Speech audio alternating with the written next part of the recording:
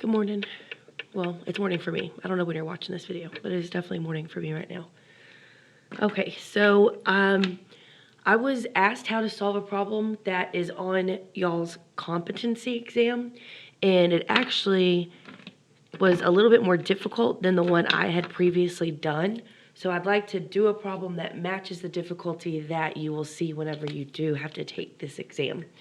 The problem is 5y equals 8y squared, and then there's a negative 3 or minus 3.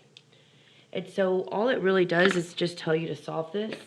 It should tell you to use the quadratic formula to solve this. I'm trying to find something to write with that it's going to work throughout the whole video.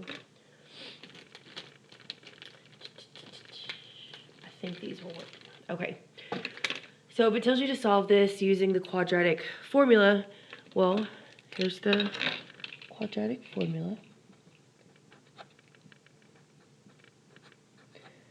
We have x equals negative b plus or minus the square root of b squared minus 4 times a times c, and this is all over 2 times a.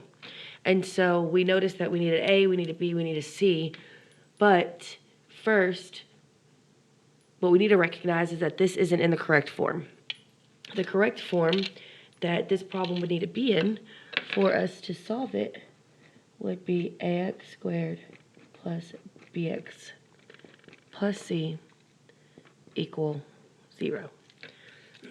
So we need something with a variable that's being squared, we need something with a variable, and then we just need a constant that does not have a variable. And I have all of those things that I need in 5y equals 8y squared and that minus 3, but it's not in the correct order. And so what we need to do is we need to move stuff around so that we can solve this properly. Now, I notice that I have my 5y on the left-hand side and then my 8y squared. And I know that my squared is supposed to go first. You don't want to move this to the left-hand side because it's positive here. It would become negative, and it's not negative in our formula. So you want to keep that leading coefficient positive. And because it's positive on the right-hand side, I'm just going to leave it on the right-hand side. But what I do need to do is move this positive 5y, and what you do is the opposite, which would be a negative 5y. That cancels over here, which is good. That's what I wanted. That gives me 0, right? And now if you look at these three terms, none of them are alike, so we can't combine them. But I do want to write them in this form. So the first thing would be my 8 variable squared, y squared. My next part in the formula says that I need a coefficient with a variable that's not squared. So that would be my negative 5y. And then I have my negative 3. So now, even though I've got my right hand side equal to 0, and over here I have my left hand side equal to 0, these equal signs mean that both sides are equivalent, so you can write it the other way. It doesn't change the problem any. It's okay if your 0's on the left hand side. But now, if you notice, we actually do have it in the correct form. We can identify our a, which is with our variable squared, which would be our 8. I don't think this marker is alive. R.I.P. I guess I'm going to use the black one. A is just our coefficient, not the exponent, not the variable, not anything right here. We just have 8. Our B is 5, and that 5 is a negative. Make sure that you include your negative 5.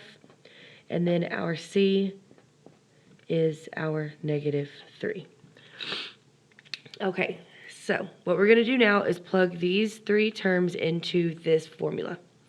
Okay, I'm going to use green. I'm just going to switch random colors randomly.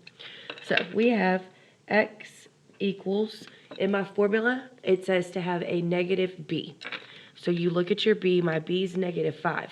Even though this has a negative and that has a negative, it doesn't mean, oh, I don't need to write the negative. You're actually going to write the negative from the formula. And whenever you plug in b, because it's negative, you write your negative again. If you don't, your whole problem will end up being messed up. Next in the formula is plus or minus, and then we have the square root of b squared. Our b is -5. Because it's a negative number, use parentheses. If you don't, your signs will end up being wrong whenever you actually start going through this problem to solve it. Formula says negative sign and then 4 times a, which is 8,